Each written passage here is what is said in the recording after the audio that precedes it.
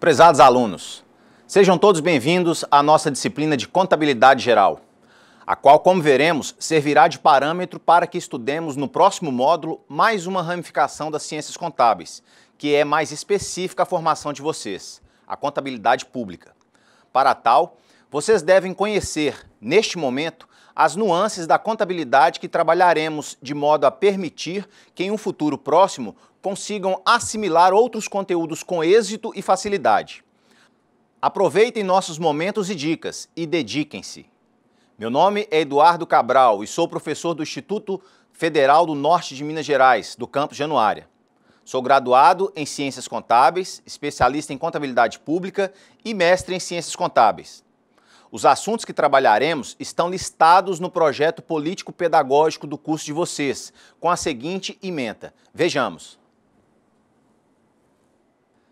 Elementos de contabilidade, definições, aplicação, exigências legais e finalidades de contabilidade, organização das unidades econômicas, fatos contábeis e econômicos, método das partidas dobradas, registros e sistemas contábeis, demonstrações contábeis, apuração do resultado do exercício, balanço patrimonial e demonstração do resultado do exercício, aspectos fundamentais da teoria contábil, análise das informações contábeis. Esses serão os nossos assuntos.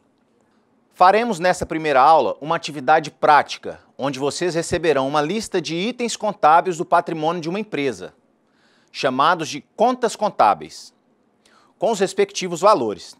Vocês irão simplesmente fazer a alocação dessas contas nos seus respectivos grupos, que, conforme verão logo mais, são o ativo, o passivo e o patrimônio líquido. Verão que o total que comporá o ativo, em termos monetários, obrigatoriamente deverá ser igual ao somatório do passivo e do patrimônio líquido. Dessa forma, começaremos a adentrar o mundo da contabilidade. O seminário da nossa disciplina envolverá uma simulação de uma situação empresarial com no mínimo 15 eventos contábeis que vocês deverão criar, constando contas patrimoniais e de resultado. Desses eventos surgirão os registros contábeis e a consequente confecção das demonstrações do resultado do exercício, a DRE, e do balanço patrimonial. Vocês saberão na prática como se fecha um balanço em uma empresa.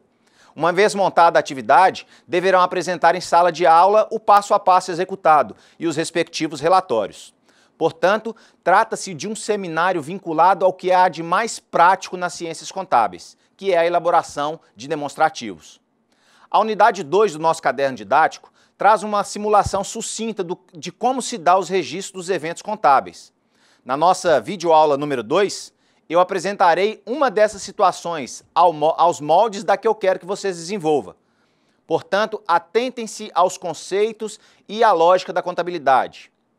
Nessa primeira unidade, estudaremos as formas de organização de uma entidade, os usuários da contabilidade, as atividades de uma entidade, a comunicação com os usuários, a demonstração do fluxo de caixa, o regime de competência e a continuidade empresarial. Indico particularmente 2 livros que podem complementar os estudos de vocês. O Manual de Contabilidade das Sociedades por Ações, dos professores Eliseu Martins, Ernesto Rubens, Ariosaldo dos Santos e Sérgio Diudícibus. E o livro Contabilidade Empresarial, do professor José Carlos Marion. Esses livros são utilizados nas grandes universidades do país. Mas sintam-se à vontade em procurar outros autores também renomados dentro das ciências contábeis. As transações e os eventos econômicos que acontecem a cada instante na economia podem ocorrer por meio de indivíduos ou de entidades devidamente estruturadas e organizadas. Comumente, essas entidades são classificadas da seguinte forma. Primeiro setor, envolve o Estado, seja federal, estadual ou municipal.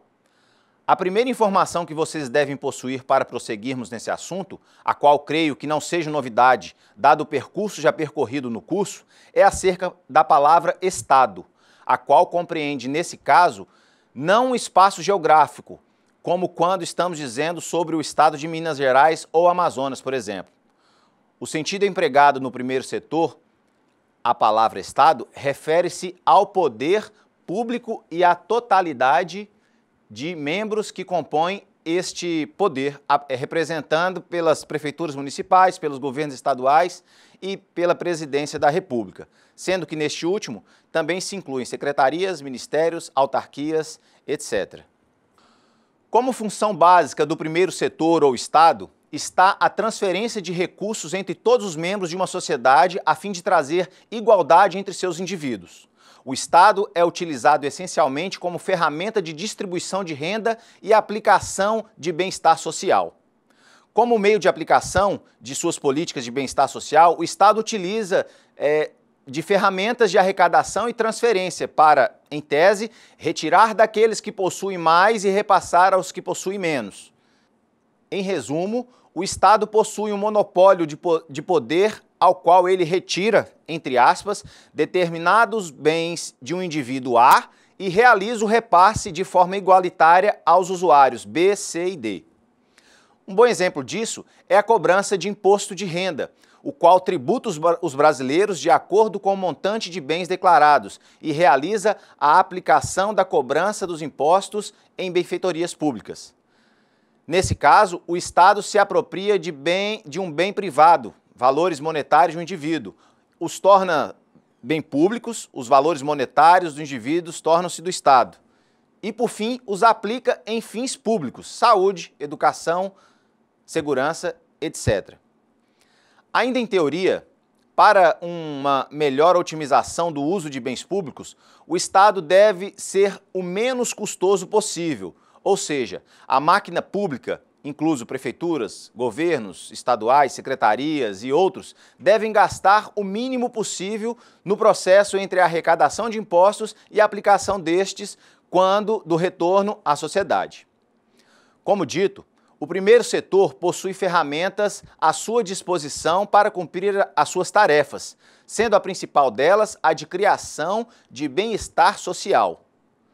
Também já foi dito que para realizar tal função o Estado se utiliza de um poder monopolizado, ou seja, somente ele detém os meios de trazer bem-estar coletivo. Entretanto, para algumas entidades monopolizar um determinado segmento, se faz necessário que existam características a favor dessa entidade, como, por exemplo, as leis.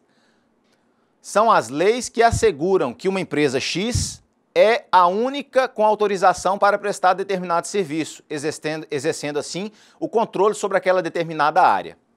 Com o Estado, o efeito é o mesmo. Ele cria leis que o beneficiam e que garantem sua total concentração de poder na conduta dos bens públicos, a fim de se buscar, em tese, o bem-estar público. Ninguém, além do Estado, pode acessar os valores recolhidos em impostos, salvo, é claro, quando o próprio Estado diz o contrário, autorizando, de alguma forma, o acesso de empresas privadas, o segundo setor, aos bens públicos. O nosso curso de administração pública estaria, portanto, focado no primeiro setor. Mas para que tenhamos um conhecimento mais amplo, necessário é que conheçamos também o segundo e o terceiro setor.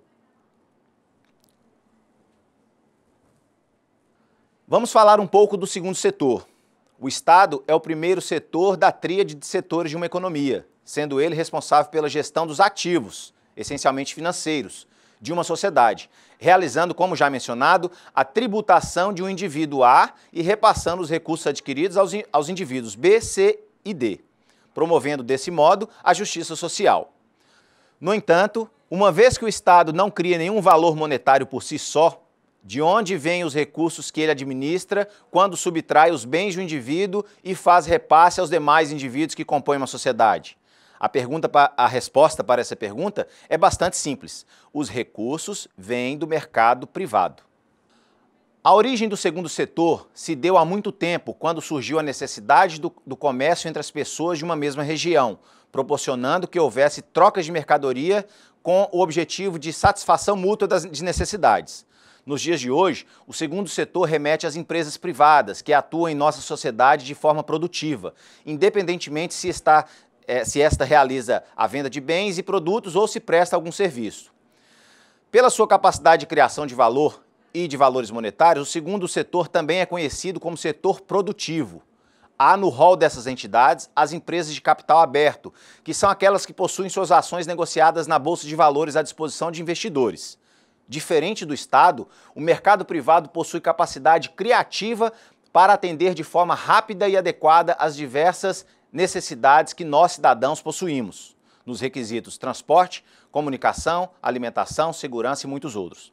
O mercado, em suma, atende de forma mais rápida e eficiente os problemas da sociedade, ocupando muitas vezes o espaço que, de praxe, seria do setor público, como saúde e educação privada, por exemplo.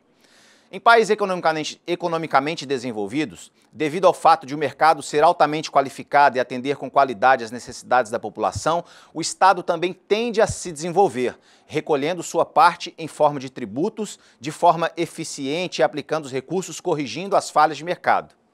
Mas o segundo setor, assim como os demais, não é perfeito em si, necessitando de complementos que o primeiro e o terceiro setores podem oferecer.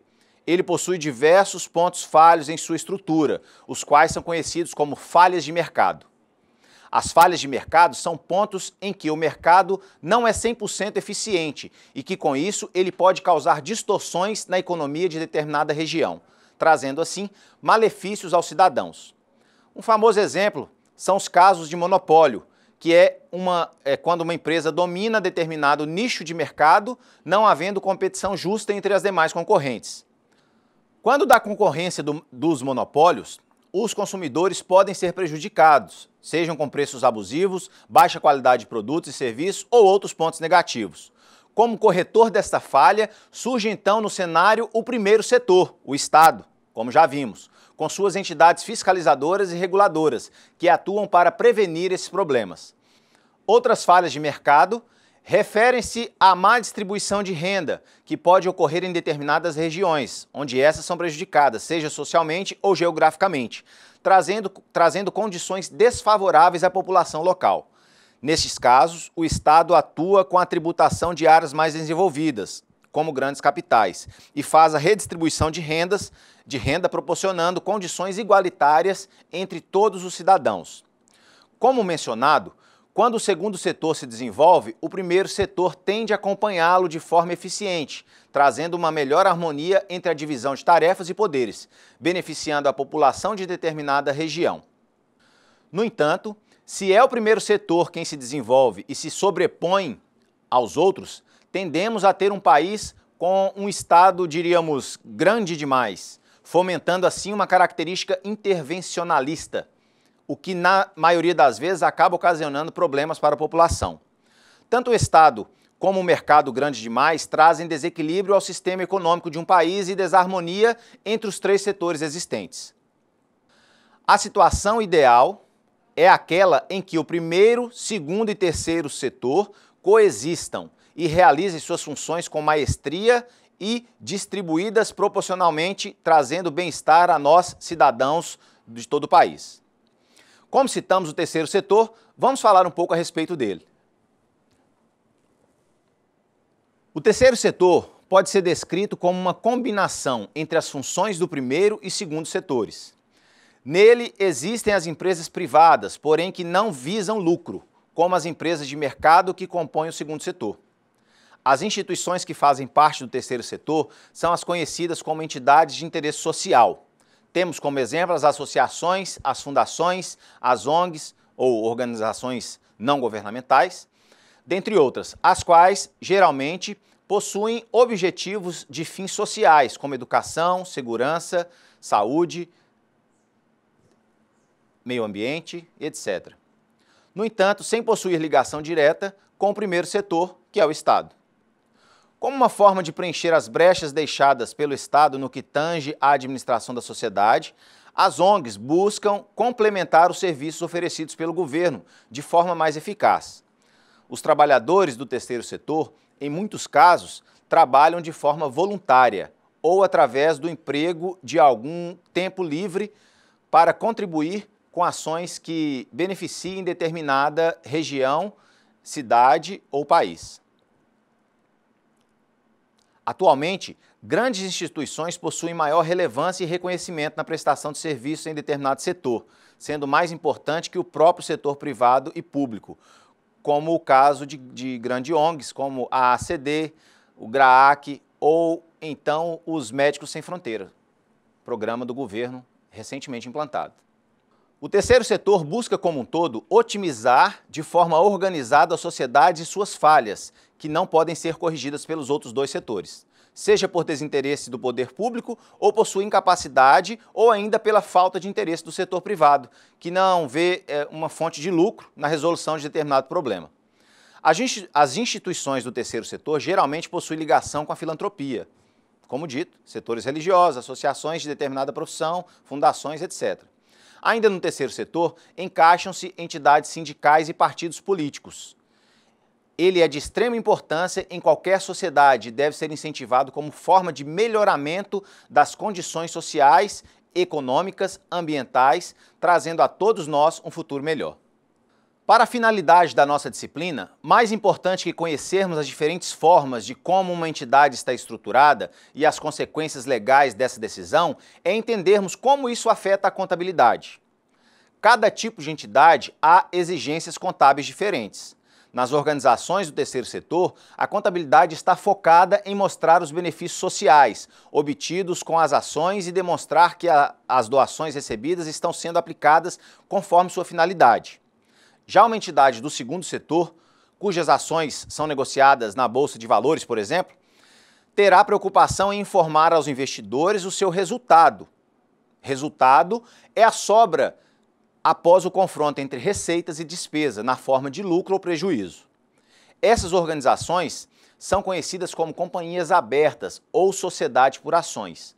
Possuem obrigatoriamente o dever de divulgar seus relatórios contábeis, parciais, trimestralmente, e o completo após o término do exercício social. Apesar de estarmos focados, como já dito, no primeiro setor, por ser um curso de administração pública, aprenderemos nessa disciplina a contabilidade aplicada às entidades do segundo setor.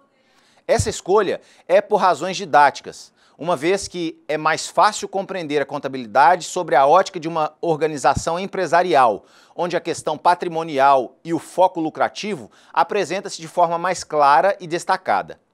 Iniciemos então, efetivamente, os estudos acerca da contabilidade geral, também conhecida como contabilidade empresarial ou ainda contabilidade financeira. Comecemos falando dos usuários da contabilidade. Vejamos. A finalidade da informação contábil é fornecer dados ao processo decisório, pois a contabilidade é um sistema de informação que identifica, registra e comunica os eventos econômicos de uma entidade aos usuários interessados, os quais podem ser internos ou externos. Entre os usuários das demonstrações contábeis, inclui-se investidores, atuais e potenciais, empregados, credores por empréstimos, fornecedores e outros credores comerciais, clientes, governos e suas agências e o poder público. Todos usam as demonstrações contábeis para satisfazer algumas de suas diversas necessidades de informação. Essas necessidades são ditas pela Resolução 1121 de 2008 do Conselho Federal de Contabilidade, a qual traz que investidores são os provedores de capital de riscos e seus analistas que se preocupam com o risco inerente ao investimento e ao retorno que ele produz. Eles necessitam de informações para ajudá-lo a decidir se deve comprar, manter ou vender investimentos. Os acionistas também estão interessados em informações que os habilitem a avaliar se a entidade tem capacidade de pagar dividendos, que é a parte remuneratória do investimento. Empregados. São os empregados e seus representantes interessados em informações sobre a estabilidade e a lucratividade de seus empregadores. Também se interessam por informações que lhes permitam avaliar a capacidade que tem a entidade de prover sua remuneração, seus benefícios de aposentadoria, suas oportunidades de emprego e daí vai. Os credores por empréstimo. Estes são interessados em informações que lhes permitam determinar a capacidade da entidade em pagar seus empréstimos e os correspondentes juros nos vencimentos. Fornecedores e outros credores comerciais. Estão interessados em informações que permitam avaliar se as importâncias que lhes são devidas serão pagas nos respectivos vencimentos. Os credores comerciais provavelmente estão interessados em uma entidade por um período menor do que os credores por empréstimos, a não ser que dependam da continuidade da entidade como um cliente importante. Clientes são os que têm interesse em informações sobre a continuidade operacional da entidade, especialmente quando têm um relacionamento de longo prazo com ela e a têm como fornecedor importante ou dela dependem. Governo e suas agências são interessados na destinação de recursos e, portanto, nas atividades das entidades. Necessitam também de informações a fim de regulamentar as atividades das entidades, estabelecer políticas fiscais e servir de base para determinar a renda nacional e estatísticas semelhantes. O público. As entidades afetam o público de diversas maneiras. Elas podem, por exemplo, fazer contribuição substancial à economia local, de vários modos, inclusive empregando pessoas e utilizando fornecedores locais. As demonstrações contábeis podem ajudar o público fornecendo informações sobre a evolução do desempenho da entidade e os desenvolvimentos recentes a que ela passou. Uma vez que apontamos os usuários internos e externos da contabilidade, necessário é que demonstremos a forma pela qual a ciência contábil se comunica com eles. Vejamos. As ciências contábeis prestam informações para os usuários ao final de cada período de 12 meses, chamado de exercício social, podendo ser em períodos menores para efeito gerencial através de instrumentos denominados de demonstrações contábeis. Atualmente, as demonstrações contábeis que são exigidas das empresas são o balanço patrimonial, a demonstração do resultado do exercício, a DRE, a demonstração dos fluxos de caixa, a DFC, a demonstração de lucros ou prejuízos acumulados, a DLPA, a demonstração das mutações do patrimônio líquido, a DMPL, demonstração do valor adicionado, DVA, demonstração do resultado abrangente, DRA, e as notas explicativas. No caso do balanço patrimonial, ele representa a situação financeira e patrimonial da empresa, como o próprio nome diz. A norma brasileira de contabilidade define balanço patrimonial como a reunião de informações relativas ao ativo, passivo e patrimônio líquido. No ativo estão incluídos os bens, direitos e as aplicações de recursos. Estão inclusos investimentos, valores a receber, estoque, caixa, entre outros. No passivo, compreende as obrigações da empresa em relação às instituições bancárias, fisco e terceiros. O patrimônio líquido são os recursos próprios da empresa, o resultado entre o ativo e o passivo. Nele estão incluídas também as obrigações relacionadas aos sócios. O balanço patrimonial apresenta o que a entidade possui para gerar riqueza e as obrigações atuais. Essa demonstração mostra a situação da organização em uma determinada data, como, por exemplo, o último dia do ano. A demonstração do resultado do exercício, por sua vez, é formada pelo resumo financeiro dos resultados operacionais da empresa em um período específico. Apresenta informações financeiras da companhia de acordo com o resultado das operações, lucro ou prejuízo. Seu resultado se dá por meio da definição de todas as receitas da empresa, seus custos e despesas de acordo com o princípio contábil do regime de competência de contas. De forma prática, a demonstração do resultado do exercício apresenta as receitas brutas do total recebido ou vendido por meio da prestação de serviço, abatido dos custos e despesas. Tem, portanto, a finalidade de mostrar o desempenho da entidade, comparando a geração de receitas com o esforço necessário para isso. Tal comparação é feita em um período de tempo, que pode ser um ano, um trimestre ou até mesmo um mês, em questões gerenciais. No caso da demonstração de fluxos de caixa, é possível evidenciar a posição financeira da empresa em um determinado tempo. Nessas demonstrações constam as entradas e saídas de valor do caixa, contas bancárias e aplicações financeiras, bem como o resultado dessas movimentações financeiras. A DFC demonstra onde os recursos financeiros foram aplicados, permitindo uma melhor gestão das entradas e saídas de dinheiro, evitando assim desvios e desacertos. Existem duas formas de apresentar a demonstração de fluxos de caixa. São elas o método direto, que são evidenciados todos os pagamentos e recebimentos provenientes das atividades operacionais, sendo que a apresentação dos componentes do fluxo devem ocorrer pelos valores brutos, e o método indireto. Nesse mecanismo, as demonstrações dos recursos originários das atividades operacionais são obtidas por meio do lucro líquido, descontando componentes que afetam o resultado, como a depreciação e amortização, por exemplo. No caso da demonstração de lucros ou prejuízos acumulados, essa tem o objetivo de demonstrar as mudanças nos resultados acumulados em um determinado período. Ela determina os elementos que induziram essas mudanças para mais ou para menos no saldo da conta de lucros e prejuízos acumulados. Esse documento apresenta esclarecimento sobre o comportamento da empresa ao longo do exercício social.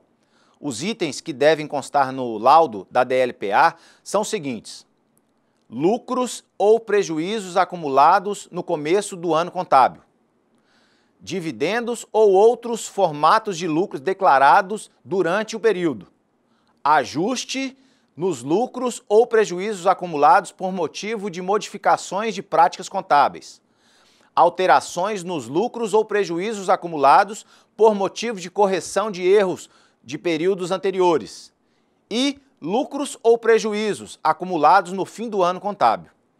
A DLPA é obrigatória somente para empresas formadas por sociedade limitada. Outros formatos de empresas podem incluir essa informação na demonstração das mutações do patrimônio líquido, que veremos a seguir. A DMPL, como dito, é um demonstrativo contábil mais abrangente que a DLPA. Esse documento apresenta as mudanças do patrimônio líquido da empresa em um período determinado.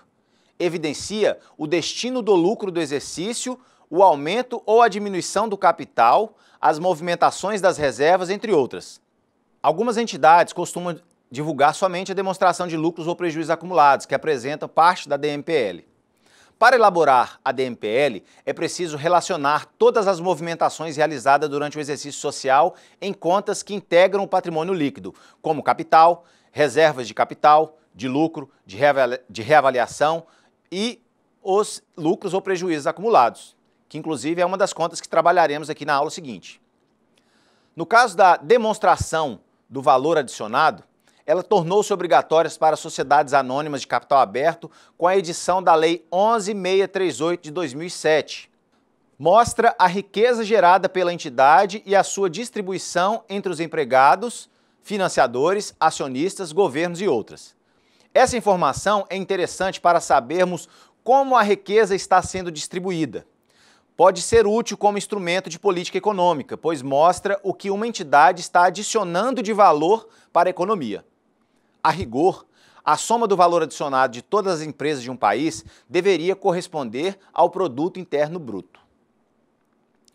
No caso da demonstração do resultado abrangente, a DRA, ela engloba todas as modificações no patrimônio líquido em determinado período de uma sociedade.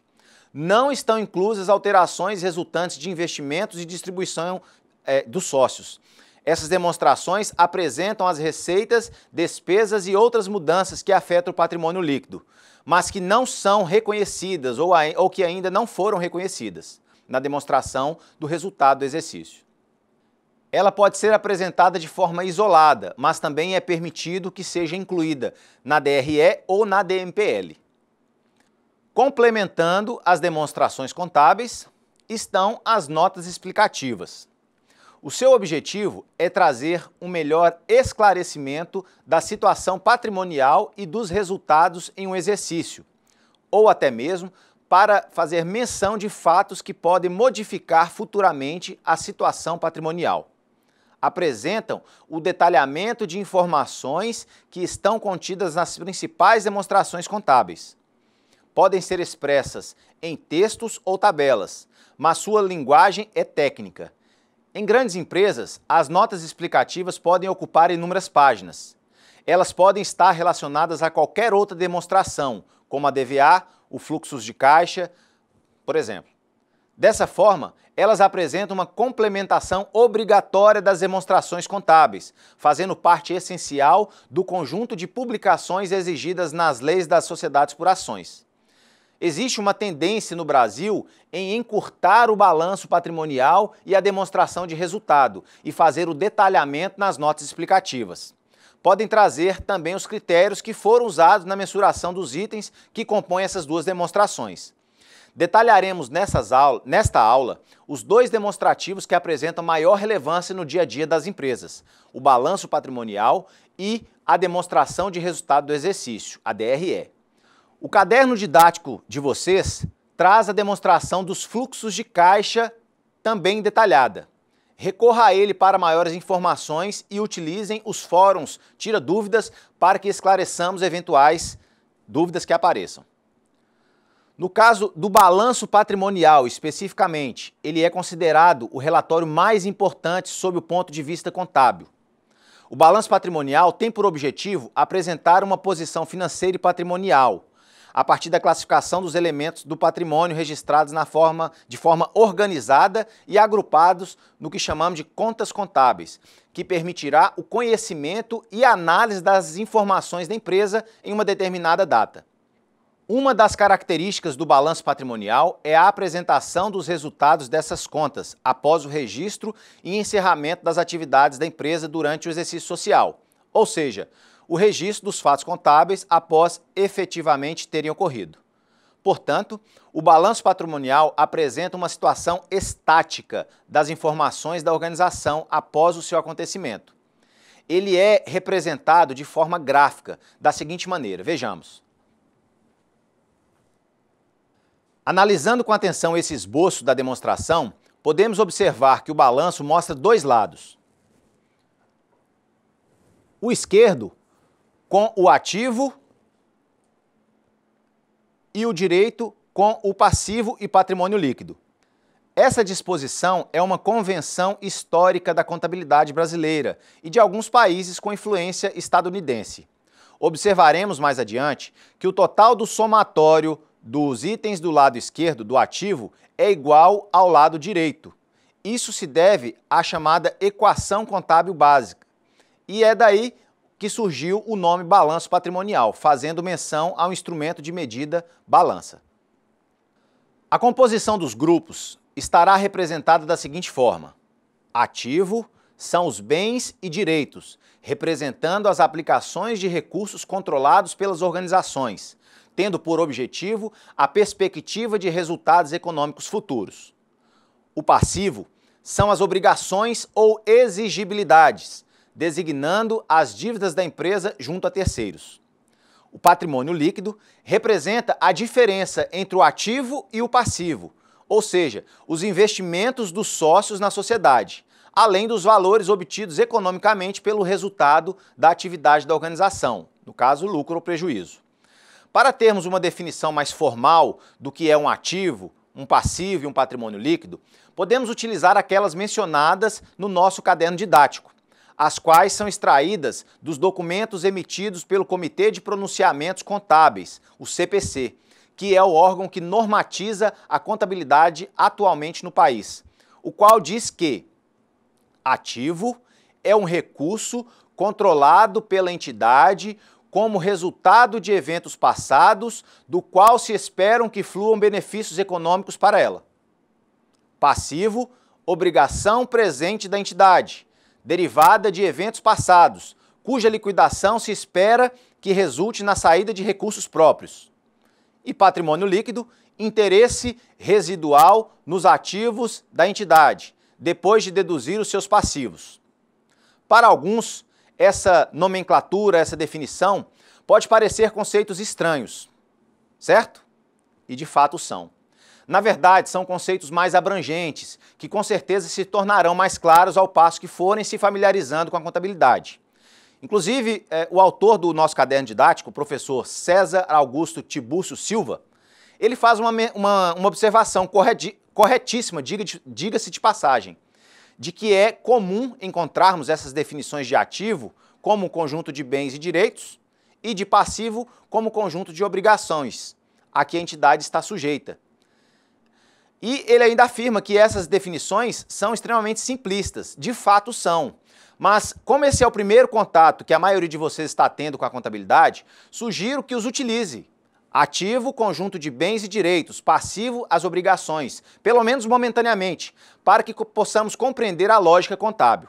Afinal, esses conceitos eles foram utilizados por muito tempo, até que se iniciou a padronização da contabilidade nacional aos moldes da contabilidade internacional, isso em 2007. Esse fato que fomentou nessa definição dada aí pelo CPC. As contas elas devem seguir uma classificação ordenada e uniforme, para que permita aos usuários uma análise adequada. O ativo e passivo deverão apresentar, portanto, subdivisões. Vejamos quais são. No caso do ativo, ele vai apresentar duas subdivisões. O ativo circulante, onde estará listada todas aquelas contas contábeis, tudo aquilo que movimenta a contabilidade no nosso dia a dia, e o ativo não circulante, o qual é subdividido em 4 grupos, sendo ele ativos realizáveis a longo prazo, investimentos, imobilizado e intangível. No caso do passivo, este é subdividido em 2 grupos, o passivo circulante, onde eu vou listar as minhas obrigações de curto prazo, e o passivo não circulante, onde eu listarei as obrigações de longo prazo. Logo mais trabalharemos esses conceitos de curto prazo e longo prazo. Além do passivo, eu tenho o patrimônio líquido, que compõe o chamado de passivo total, porém o patrimônio líquido, apesar de ser considerado uma obrigação, é uma obrigação para com os sócios. Ele não será exigível. Os sócios eles não vão bater na minha porta pedindo para que eu retorne aquele capital que foi cedido por eles. Diferente do passivo, que é exigível. Eu preciso pagar. Alguém vai me cobrar o que eu estou devendo. É mais ou menos esse o raciocínio. As contas do ativo são agrupadas a partir da característica da conversão do dinheiro mais rapidamente em ordem decrescente, de grau de liquidez, chamada de grau de realização. Primeiramente, são agrupadas as contas que já são dinheiro, caixa, banco, aplicações financeiras de curto prazo, com as contas que se transformarão rapidamente em dinheiro, clientes, títulos a receber, estoque, etc. A esse grupo, como foi dito, é chamado de ativo circulante. Em segundo lugar, estão classificadas as contas que se transformarão de uma forma mais lenta em dinheiro. São os valores a receber ou contas similares, mas que demoram muito mais tempo para ser recebidos, e aí a gente denomina valores a receber a longo prazo. Chamamos essas contas de realizável a longo prazo, que por sua vez pertencem ao grupo denominado ativo não circulante. Em terceiro lugar, serão classificadas as contas consideradas investimento da empresa de caráter permanente, ou seja, destinadas a produzir benefícios pela sua permanência na empresa. Farão parte desse grupo os investimentos permanentes de participações em outras sociedades e os direitos de qualquer natureza, não classificáveis no ativo circulante e que não se destinem à manutenção da empresa. Como exemplos, eu tenho investimentos em coligadas, obras de arte, etc. Esse grupo denomina-se investimento. Em quarto lugar, serão classificadas as contas que dificilmente serão transformadas em dinheiro, sendo utilizadas como meio de alcance dos objetivos operacionais da organização, sendo consideradas contas de pouquíssima liquidez e são utilizadas por vários anos pela empresa, que possui aí uma vida útil longa. Os itens nesse grupo têm uma característica permanente de uso por vários anos ou períodos operacionais, não são destinados a vendas, como, por exemplo, máquinas e equipamentos, veículos, edificações, etc. A esse grupo chamamos de imobilizado.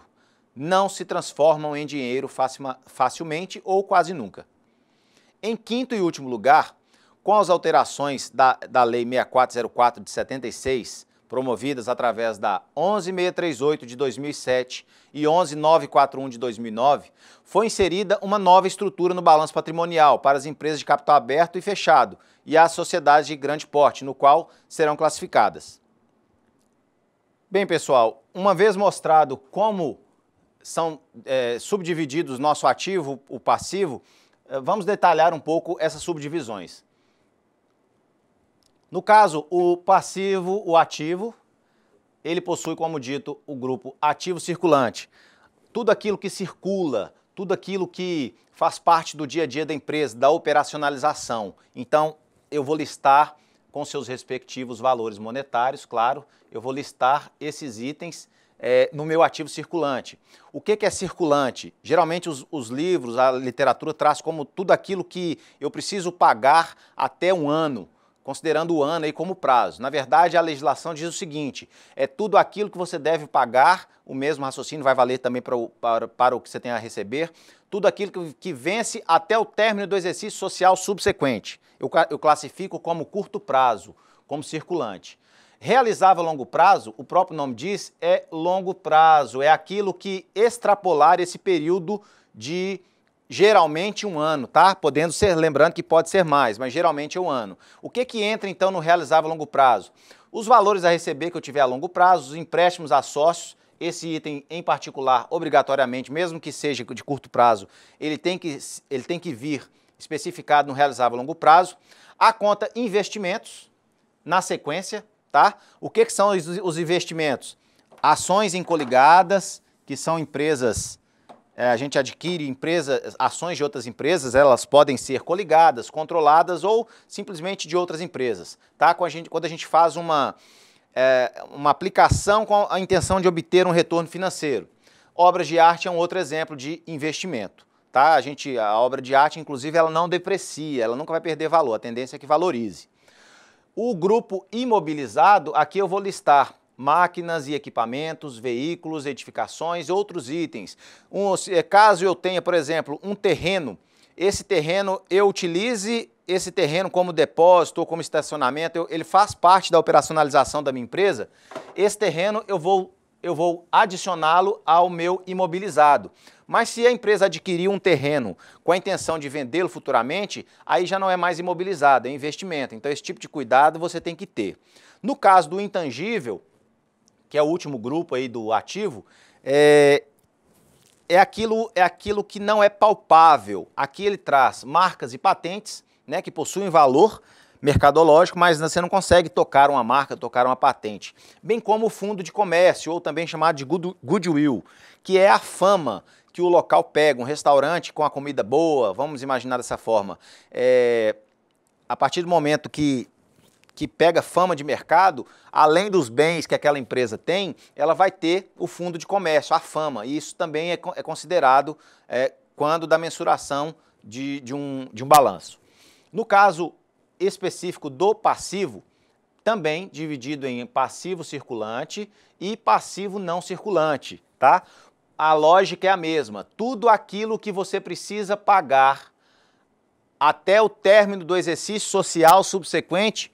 Como assim? Eu estou em 2000... Só um instante. Se eu estiver em 2015, qual é o exercício social subsequente? 2016. Então, tudo que eu tiver que pagar até o final de 2016, eu vou considerar como curto prazo, ok?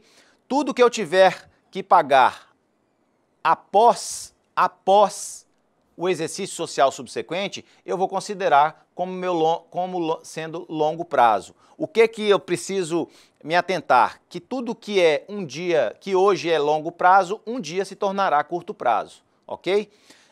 Além do passivo e suas subdivisões, eu tenho o patrimônio líquido, que eu possuo aí o capital social, representado pelo valor entregue pelos sócios da empresa, e as reservas que são constituídas, além de ajuste de avaliação patrimonial, reserva de lucro, ações de tesourarias e prejuízos acumulados. São as contas que compõem o patrimônio líquido.